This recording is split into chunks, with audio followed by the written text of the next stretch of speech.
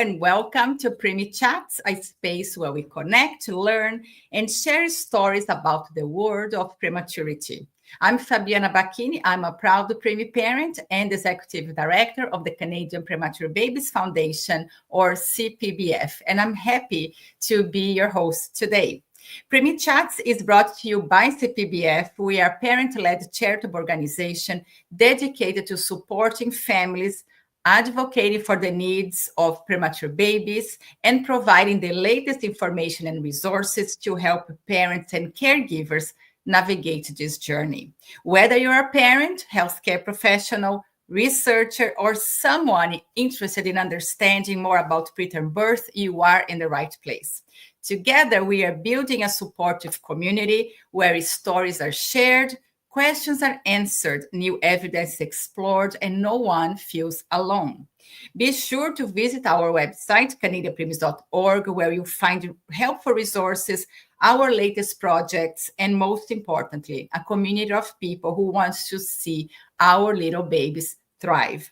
If you're watching live, join the conversation. Share your questions and comments in the chat, and we'll address them during our program. If you're watching a recorded session, you can still connect with us through our website. It is through meaningful conversations like this that we can advance practice and grow together. Let us know where you're watching from. We would love to hear from you. And today we're going to talk about head shapes, rethink how we can prevent and treat an ICU head shape asymmetries. Positional head shape asymmetries can be seen in the premature population for a variety of reasons. Today, we're going to learn more about how the IWK Hospital in Halifax, Nova Scotia, is using evidence-based multisensory approach to preventing and treating an ICU positional head shape asymmetries. And I have here joining us live from Halifax, Lori Robbins, who's been working with children and families as a physiotherapist for 19 years. And for the last 9 years, she is in the NICU and in the perinatal follow-up program at IWK Children's Health Center in Halifax. Lori is passionate about protecting little brains and optimizing development at the earliest point in the lifespan. She feels blessed to have a job she loves in the NICU and the follow-up program modeling family-centered care and trauma-informed principles to improve care. She has provided extensive training and resources for staff in neuroprotective care, and she's a passionate and enthusiastic educator. Lori, thank you so much for being here with us today. I'm so excited about this chat. It is a topic, believe it or not, after 5 years we have never talked about. It's great to be here. Thank you. Thank you. And to all of you watching us live, please do send your questions, share your stories that Lori will address them at the end of her presentation. Lori, the floor is yours. Okay. Hi, everybody. This is something that's near and dear to my heart. We have worked really hard at our hospital, a level 4 NICU in Halifax, Nova Scotia, to really tackle this issue of head shape asymmetries that we find in our NICU.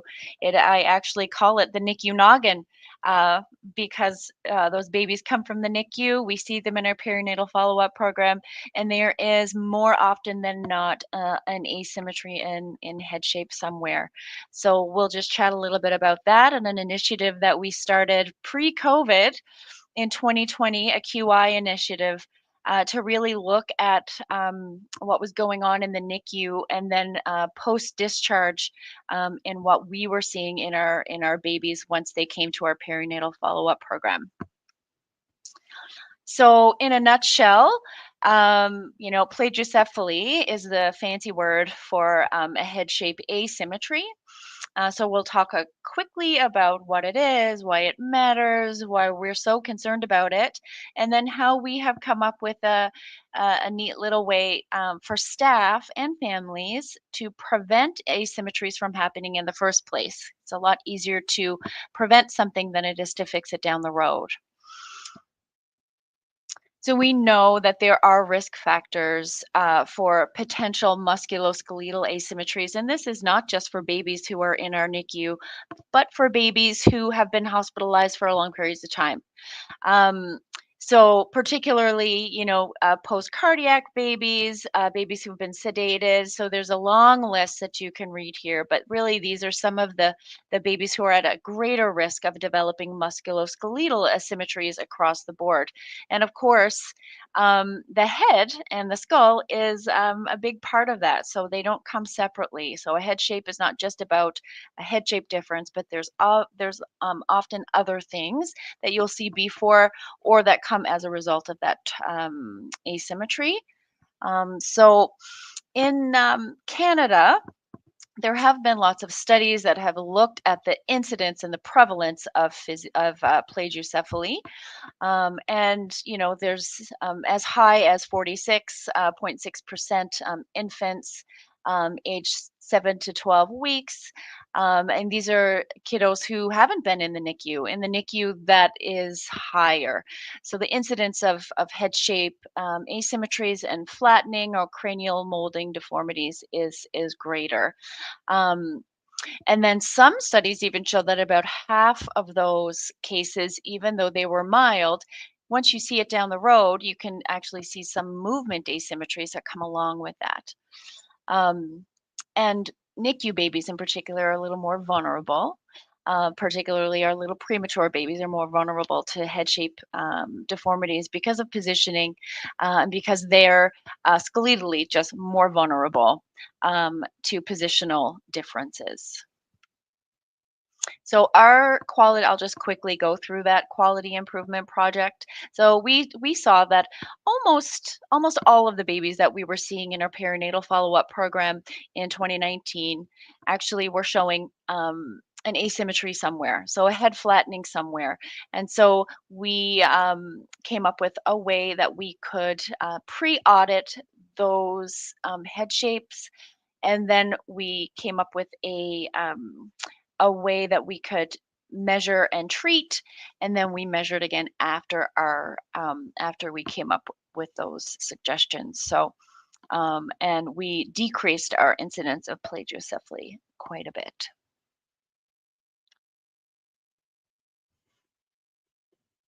Oh, I can't. There we go. Let's try that. Ooh, I went too fast. So that's what our poster looked like for the EPIC conference the following year. And so that was our first really foray into this model and of the treatment that we were going to try. So, there were roadblocks along the way. We had some challenges. And from there, we actually came up with the next steps. And I'll be happy to say that actually, um, even though this information and the intervention was specific to babies who were in our NICU, we found that the intervention was so successful that it actually became one of the first joint IWK and Nova Scotia Health, because our IWK Children's Hospital here in Halifax is not actually part of the wider health authority. It's its own.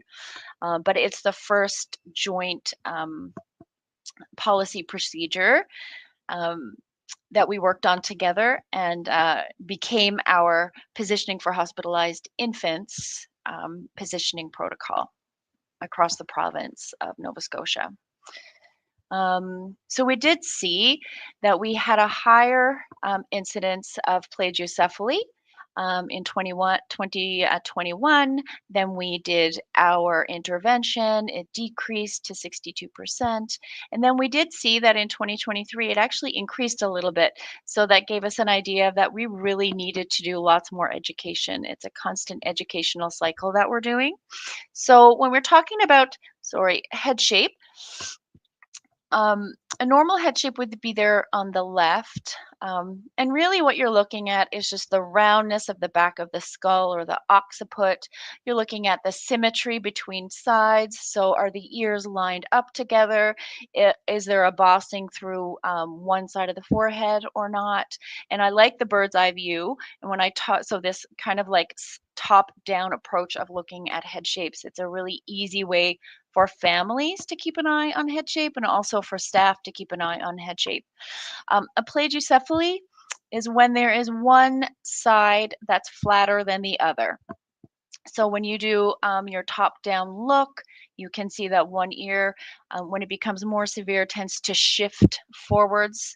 So it looks like one ear sits forward ahead on the skull, and then often there's a bulging through that same side of the forehead. Brachycephaly is when there's a flattening right through the back of the head. So this is not something we often see in our NICU, particularly because our population of babies doesn't have midline head control yet. So we don't often see that flattening just right through the back. We see that more often in babies who are a little bit older or have been around for a while. Babies who are like post-cardiac babies, who are just in the hospital for long periods of time. And scapocephaly, the last one there, is very rarely seen in a healthy newborn population. It's more often seen in the preterm population, and it's a longer, narrower head shape. And it used to be because of, alternate side lying positioning, particularly when babies were on respiratory support like CPAP. It's just much easier to position them side to side to side, and so they get flat through the sides of their head. Okay, and it used to be that we told families, and I still sometimes hear this message, is that head shape is just cosmetic. Their glasses might sit a little bit funny down the road, but it doesn't affect how the brain grows. But we do now know that it's not just about, the volume of the brain or where the brain fits in the skull. It really is about how the brain wires also for further movement. And so now we know with research, and I do have a full list of research studies that I'm happy to provide to anybody at the end. But that a head turning preference, particularly, is what we see in the NICU, and that means that a baby has a preference for looking one way more than another way. So sometimes that can turn into a bit of a muscular tightness on one side or weakness on the other. But what we do know is that it restricts the full visual and the sensory motor input, what's coming in to that baby's sensory system, which leads to movement and movement behaviors, and that can impact how the brain wires for further development. And so we do know that, it's when a baby turns their head one way, then the facial side of the body or the visual side of the body actually gets all the action. And so a head turning preference does have an impact on how the sensory input is processed and then how they behave and the movements that happen in response to those sensory inputs. And so we do know that if there's a head turning preference and then a flattening that comes along with that, babies can have developmental delays, gross motor balance, and postural differences as they grow. So I think I was a marine biologist before I was a physio.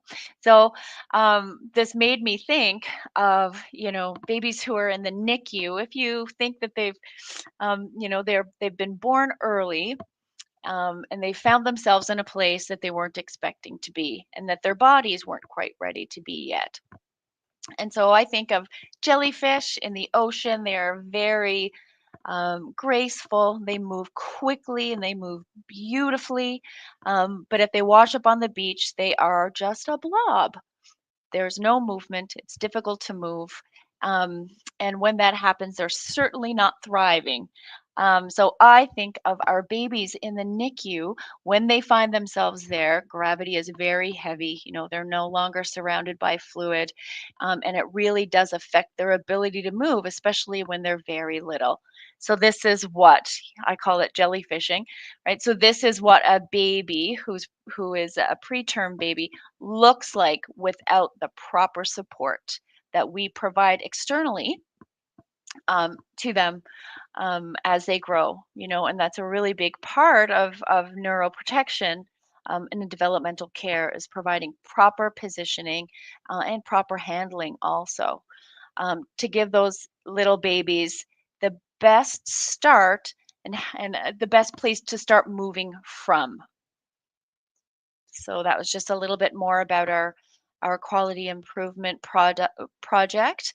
Um, and I will show you a little bit more about that. So we know that preventing plagiocephaly, so preventing flat spots on a baby's head is not just about the head, it's preventing asymmetries across the board, right? Preventing asymmetries in movement, introducing tummy time at the right time, um, and educating families along the way. So it can't just be staff, families have to be involved. So we came up with a wonderful acronym called Head Shapes Matter. It's easy to understand, um, and it's easy when we're educating for everybody to be on the same page. Okay, so when we talk about this initiative, any baby who's in the NICU and who is being positioned with positioners, of course, it's not safe sleep, and so we have to make the caveat that, of course, babies are to be electronically monitored um, whenever we're using positioning equipment for infants, and in places that aren't NICUs but are pediatric hospitals. Um, Whenever they don't have electronic monitoring available, there should be another method um, in place. And if there's no method, then babies should not be left unattended if they are in any position other than supine on their back. Okay, so direct healthcare providers have a role in this. I'm not going to go through all of this, but they do have a role in helping to protect vulnerable head shapes. So, some of the things that we talk about is how do we make an appropriate nest? You know, you don't need fancy things.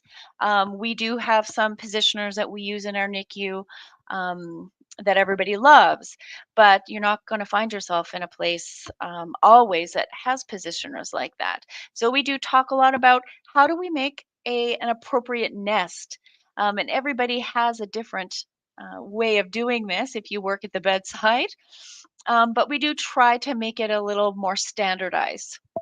So nests are, are large, they're high. If we can get them high, the sides are high.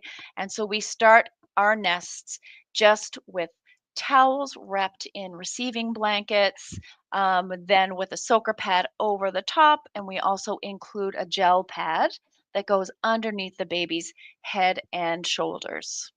Okay, underneath all of that.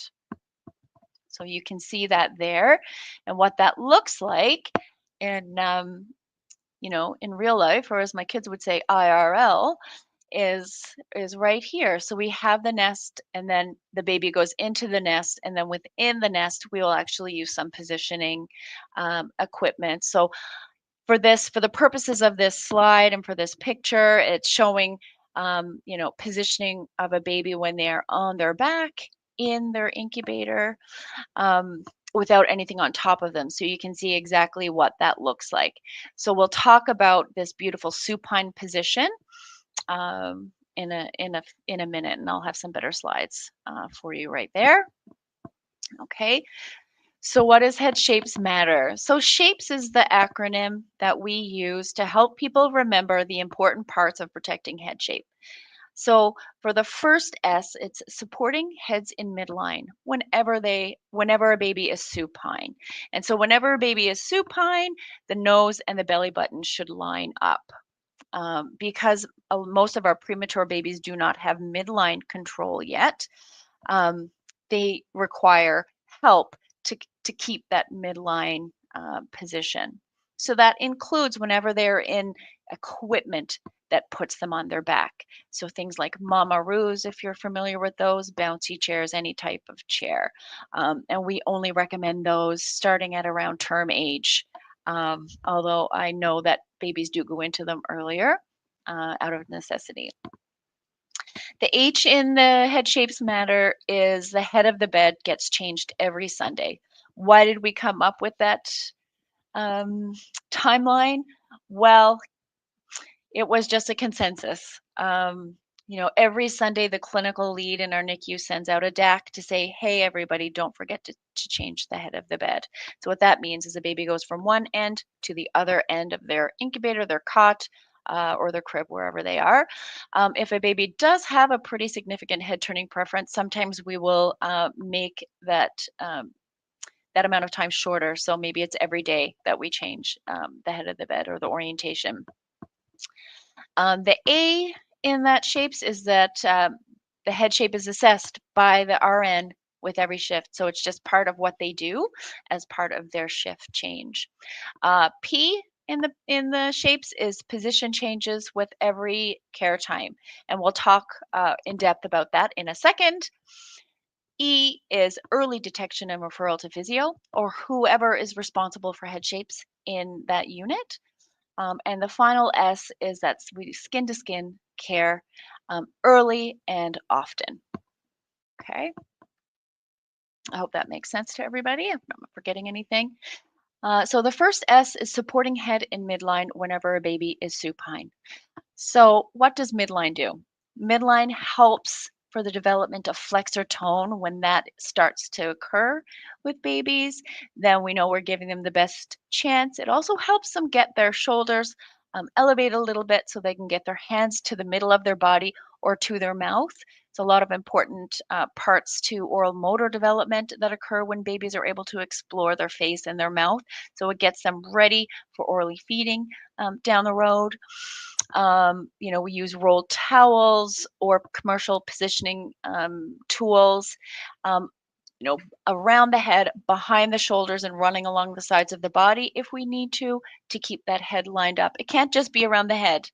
Um, a baby who is going to have a head turning preference, they will push off into that preference if there's no support running behind the shoulders also.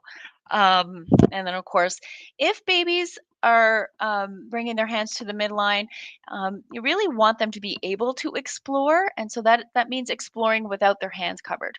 And so oftentimes we'll have mittens out of necessity on babies' hands so that they're not pulling on tubes or, they're not scratching themselves. And so what we say is, that when they're supervised, so when they're being held, when they're in skin to skin, that they get lots of extra love to those hands without covers over them.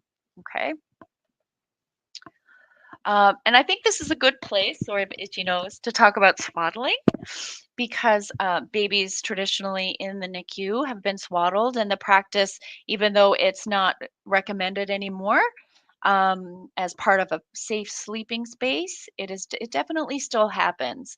And so for babies who are very tiny, swaddling is still completely appropriate for those age groups. So we like to support the infant's hands to come together in midline or to their face while they're swaddled, and the legs can be free or loosely wrapped. And again, they should be free of blankets and mittens if possible. Um, and so H in shapes, the head of the bed changed. So it just is rotating the position of the infant from one end of their sleep space to the opposite end, 180 degrees, whenever possible. It's not always possible if an infant is on a high level of ventilation or, there's a lot of other things that are going on. So, whenever it's possible, then we start that practice. And A, assessing and or screening head shape daily. So when we teach nurses how to do this, it's part of their orientation. It's something that they are learning how to do. And so we do a quick and dirty head shape assessment, right? You're going to do a bird's eye view. You're going to come up high and look down. Does it look like there's an asymmetry? You can also look at a baby, before their diaper change, you pull everything out, watch them move. Does there seem like there's a head turning preference? An infant who doesn't have a preference will have those beautiful movements to both sides. So that's important to look at too. It's a nice way to do it when a baby's already being held in skin to skin contact, so you don't have to get in there. They're right there. You can do a quick, hey, take a look at the top of their head. Is there a head turning preference? Does it look like there's a shift in their ears? One ear is ahead of the other. The most common head turning preference we see in the NICU is a right preference. And then because of that, a right plagiocephaly or a right flat spot. There's lots of reasons for that. One of them is that we live in a right-handed world. We tend to approach babies from the right side. We tend to care for them from the right side. And so automatically they'll want to look more often to that side. Um, Reflux can also lead to a right arching for babies who are having some reflux. And so arching off to that right side just puts more pressure there. And then they develop that preference over time as they're trying to run away from that painful, noxious experience. And then once it's assessed, that's evaluated. It is posted on the permanent health record, and also in the nursing kind of like they have I'll show you later, but they have a little NICU kind of like cheat sheet that every nurse has at the beginning of a shift, and there's a section on there so that they remember to take a look at head shape. Okay, so that's what the bird's eye view would look like. And so you're looking kind of just quick and dirty from the top of the head. Look, are the ears lined up? Okay, so in that first picture there, that's a normal head shape for an infant. Ears sit at the same on the same part of the skull, both sides. Then we have a little bit of a plagiocephaly you can see in this kiddo in the middle picture. One ear sits in the middle, the other ear is way shifted forwards. I hope you can see that. And then, of course, there's the brachycephaly, brachycephalic head shape, which is the flattening right along the back. So the ears are symmetrical, but the back is a whole lot flatter. And the P in our SHAPES acronym is that there are position changes in an infant sleeping space after care has been provided, or at least every 4 hours. And so that is if an infant is in their sleep space and something happens. So they might have a bath, or they're fed, or their diaper gets changed, or they're coming in or out of, skin to skin care.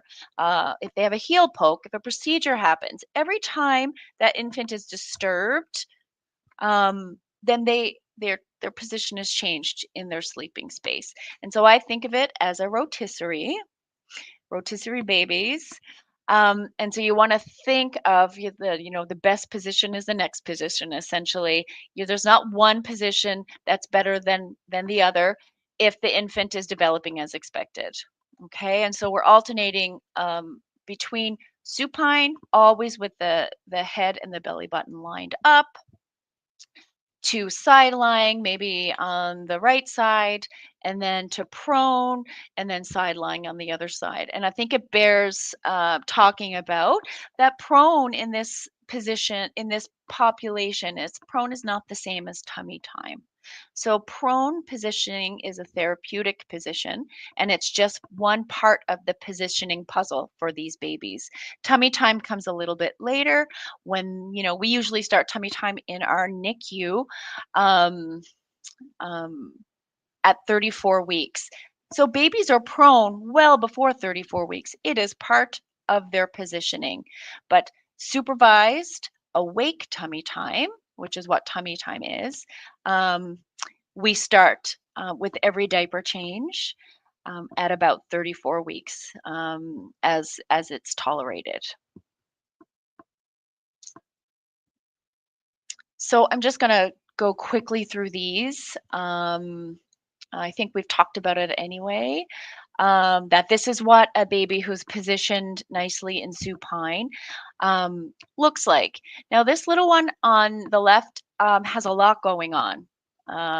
Gastroschisis that's been repaired, has a respiratory support. So there's lots of respiratory tubing. There's an OG tube or a tube for feeding through the mouth, and lots of other lines. And so this little one was really tricky to position. She was unhappy. She was very fussy. And so I think that's something important to talk about when we're talking about positioning. It's not just about head shape. right? It's not just about musculoskeletal development. It's also about developmental care and neuroprotective care. Getting infants in positions that we're talking about here is actually provides more comfort, it decreases their stress, and it improves sleep. So it's actually important across the board if we think about the overarching principles of neuroprotective care and developmental care as a whole, which also feeds into infant mental health. So this little one, once we got her into a really nice, comfortable position in supine, she was much happier. And then put on top of that, for our preemies, we really want to think about also lots of containment, providing good boundaries. And so that would be the other thing that's important that we're not really seeing here because we've taken those away so that you can really get a good look at alignment, right? That nose and the belly button should all be lined up. Okay. So that's supine. And then, of course, prone. We talk about prone over a roll. This baby in this picture actually is prone over a prone positioner. We don't use those at our hospital. We don't have access to them, but lots of places do.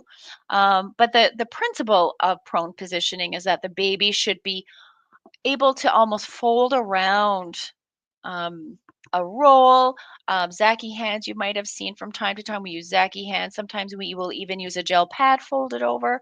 So we want it to go from the umbilicus or the belly button at least to the top of the head or beyond. So babies' shoulders round nicely forward. There's some nice rounding through the trunk and the pelvis, and knees are tucked up. And then, of course, the important part of this is that we do alternating head turning because this is the one place where you're not getting midline support, midline head control. So we're doing alternating sides. Okay, so these are some pictures of babies who are supported in prone. And then side lying is important. Side lying is lovely because gravity takes care of getting those hands to the midline for you. Gravity's not so heavy on top of the entire body. And we do nicely support babies kind of like between their knees. So we keep the hips neutral. We talk a lot to nurses about, you want to really get rid of some of the beads between the knees because the Freddy Frogs or the Dandel Pals that we use that are filled with beans. They're like little bean bags. Well, those are heavy. They're about a pound each. And so for babies who are really little, we like to take some of those beads out so it's not so heavy on the joint underneath. And the E in shapes is that early detection of turning preferences, head flattening and or torticollis that you might see, and then of course early referrals to the appropriate therapists. So just down below, that's just an example of some of the ways that we make a note of that. So on the nurse's daily sheet, there's a tick mark for plagio, which just cues people to just take a quick look and assess head shape. And then you can see the nursing flow sheets. There's a specific place that we have for, positioning used. And so that would be if a baby's in supine, it would be an S. If the baby's on the right side, it would be, RSL, right side lying, that kind of thing. So we do keep track of it.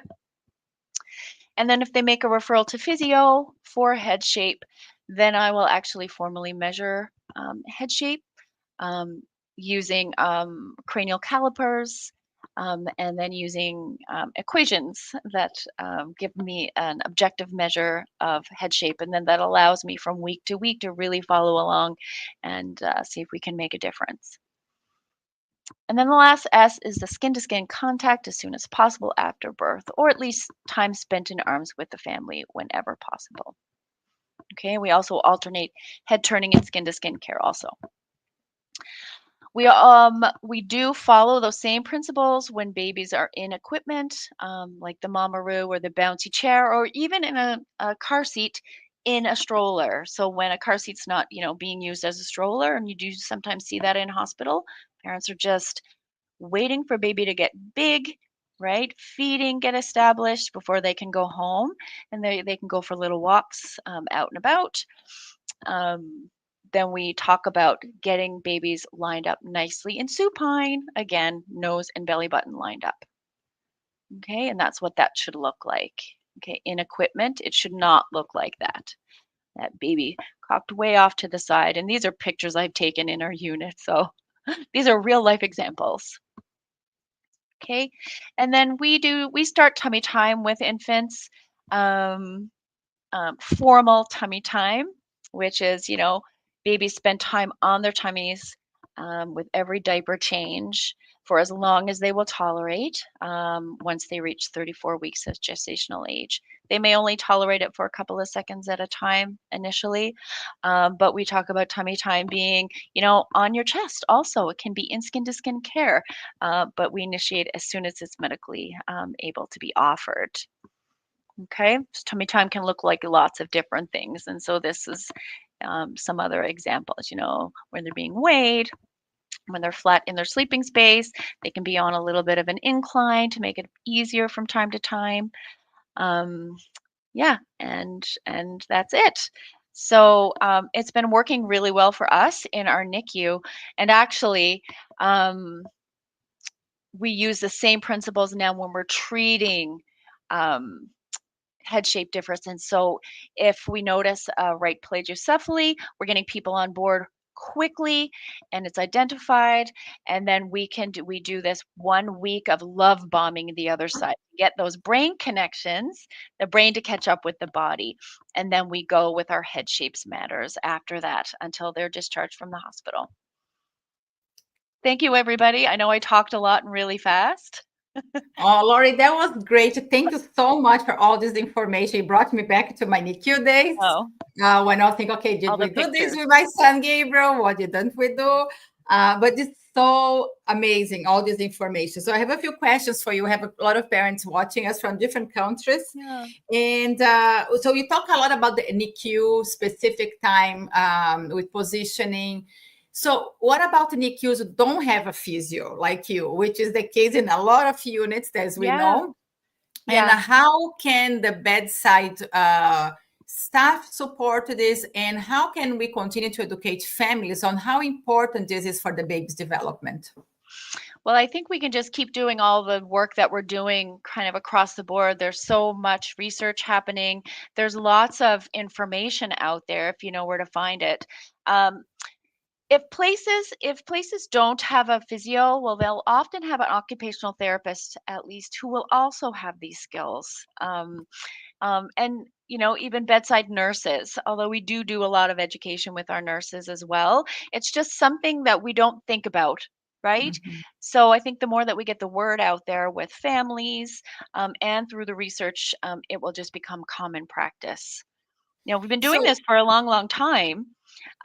There's just not been a lot of research way right. back when, so we're still working on that. So you talk about the nesting, which is something that seems to be a fairly reasonable thing to do. That doesn't cost money to buy extra equipment. It's just the rolls of blankets already having the NICU. Is there a specific thing that parents can do to support that piece specifically? I think the thing that parents can do is really just advocate. If you feel that the nest that your baby is being nursed in could be could be larger, then you can ask. I'd like the nest to be bigger and firmer and really all the way around my baby because I think that will make them more comfortable. I have to say that most places that I know of already have really great nesting policies. Oh, Yeah, that is great. yeah, And you also talk about tummy time. And this is something that we know, like, okay, babies are getting older, being in NICU for 4 months now. So when do we start tummy time? And you talk about the babies being medically stable. Are babies, is it an option to have babies on CPAP doing tummy time if they are 34, 35 weeks and still on CPAP or respiratory support doing tummy time? you can still do that. I find those for those babies being on their tummy on a parent just works a whole lot better. right? So not flat on the floor. But again, we always try. So Hmm. the the one thing that you can do is try. If they're not tolerating it, then we know we take a step back and we're just doing on an incline over a boppy pillow or on a parent's chest, not flat on the floor. But yes, definitely babies who are on CPAP can still be they can be position prone and they can still do tummy time. Oh, that is Yeah. great. Yeah. So when should we be concerned? Like parents are sitting there by the bedside for months at a time. So when should we be concerned about, okay, my baby does have this preference from the right side versus the left side? Is it noticeable? By the time it's noticeable, then it's time to have somebody come take a look at it. Yeah. So if you have a concern, then you can ask for somebody to come and take it. So whether it's a physiotherapist or the occupational therapist, somebody in your unit will have those skills. Then you can advocate to have them come and see you. Okay. Yeah. Parents, let's talk about parents at home now. Mm, We're home with the baby. We know something is a little bit off. yeah. You're talking, and I remember my son's head was extremely narrow and long. It's like, oh my God, this is a CPAP head. I thought to Yes. myself, and I didn't do anything about the head shape, right? So if you're home and you notice something, what are the steps that a parent can do to make sure the head is in the proper shape for this Hmm. development that you talk about, that I want to unpack a little bit more with you as well. So, but Yeah. when is So it time to seek help? as sooner the better. So and a lot of parents will mention it to their family doctor first, family doctor or pediatrician. And as great as they are, they don't always recognize that it's an issue. Oh, it's fine. It'll be fine. But it doesn't hurt to have somebody to take a look at it. So physiotherapists are, primary healthcare providers. So parents can self-refer to physio in most places. I know in Canada, that's the option. So tummy time is not the be all and the end all. It is very important. So when you go home with your baby, you're going to do your regular tummy time. But what makes a beautiful round head shape in a baby is a baby who is just interested in everything. So they're who's over there, and there's mom and there's dad, and oh, there's the dog, right? Always looking side to side to side. Sometimes if you have a head turning preference, well, that can restrict your ability to look fully one way. And that's when you would want to have somebody take a look at it. Um, sleeping is not when you would worry about head shape. So, safe sleep is important. And so babies are on their back to sleep with nothing in their sleep space. And so that's the time when you can let go of your worries about head shape. Really the only thing I say to people is you can switch the end of the bed. So if they're sleeping at one end of the bed or the crib one night, then they're in on the other side of the crib the next night. I know with my little guy, I was a little concerned, so I actually did it with every sleep. I changed um, where he slept in the bassinet with every single sleep instead of every day. Um, and the other thing is just to be aware, if you notice a head turning preference, it doesn't hurt to have someone take a look at it. Yeah. Okay, so we have a lot of people who join your talk on the mid of the session. I just want you to go back to the beginning. Why this matters is more than aesthetic points, because you talk about the development, the motor skills, which is Hmm. going to lead you to move, like all the movements, the sensory. I just go back a little bit because we had a lot of people who joined after you mentioned that, and I think that Okay. is a very important piece of Yes. information. Yeah. Well, the more that we know, um, the brain actually develops and creates connections based on what's happening in the world, right? So, what's happening in a baby's world? Where is all the action coming from? So, if you are a baby in the NICU and you're being cared for by a right-handed nurse and your parents are right-handed and people just automatically care for you from the right side, well, that is where all of the visual input, right, auditory input on that side, and even touch is is firmer on that side. So, the brain connections, the brain wires a little bit differently.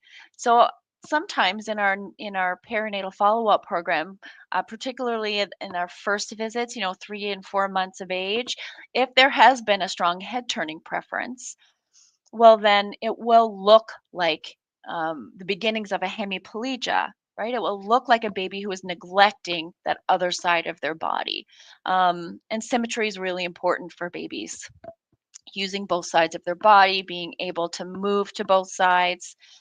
So it is not just about head shape. The research shows us, that as children grow, well, there can be differences in balance, posture, how they process vision, all of those things. It's so important. Yeah. So question here, when does a baby need a helmet? Um, well, you know what? We don't do a lot of helmeting here in Halifax anymore. And we know that, if a baby is older, before 4 months is when you would want to consider a helmet. Anytime after that, it's not all this successful, and actually conservative measures like positioning and being aware of head turning preferences is more helpful. Um, a lot of our orthopedic or our neurosurgeons won't even consider helmets anymore here in Halifax as being an option. Um, but then there's also, for some families, that's important. Aesthetics are important. So you can't discount that either, right? The value of a helmet, if it's important to families. So I certainly don't recommend helmets for every baby, just because I know from experience and from looking at the evidence that it's not always the be all and the end all, right? It's not the thing that makes the biggest difference. Yeah, I guess that's what I'll say about that. But I'm sure there's lots of, it's one of those issues that people have lots of opinions on. So, Absolutely. yeah, Lori, before you go, I let you go. For the parents who are home and notice something, and perhaps they cannot access a therapist right away, or they live in remote or rural areas, or can't really afford the therapist because there's a yeah. lot of services, at least in Ontario, parents have to pay out of pocket.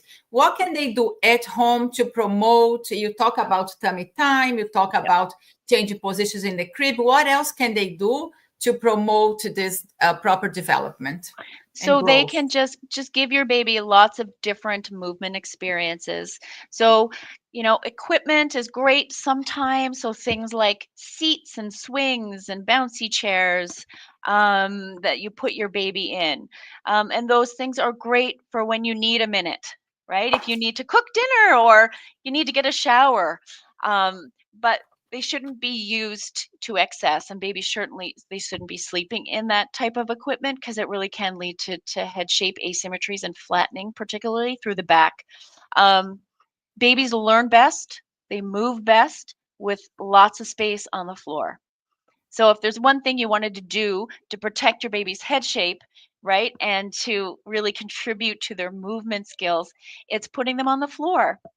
So not just on their tummy, but on their back, having them reaching up for things, tracking objects side to side, fully to both sides. So that'll give you an indication if they have a head turning Mm, preference, right? If they don't want to look to one side so much. Um, and so, really, just playing with your baby in developmentally appropriate ways like that. And then, really advocating. So, if you have a primary healthcare provider and you are worried about head shape, that you really advocate for something beyond just your family doctor. Yeah. absolutely. Lori, thank you so much for Thank joining you. us here today. I always learn so much from the Preemie chats, and this is such an important topic for our family. So I appreciate you taking the time today to educate all of us. Thank you very much for having me.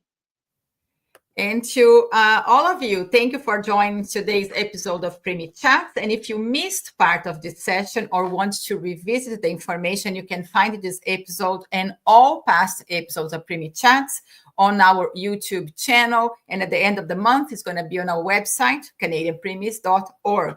While you are there, we explore many resources and support options we offer to help families on their journey.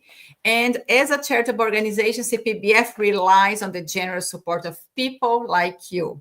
Your donations allow us to continue empowering families of premature babies every step of the way. Together, we can create a brighter future for all preemies and their families. Thank you for being part of this community, and we'll see you again next Friday, 1 p.m. Eastern Time, for another live episode of the Preemie Chats. Stay well.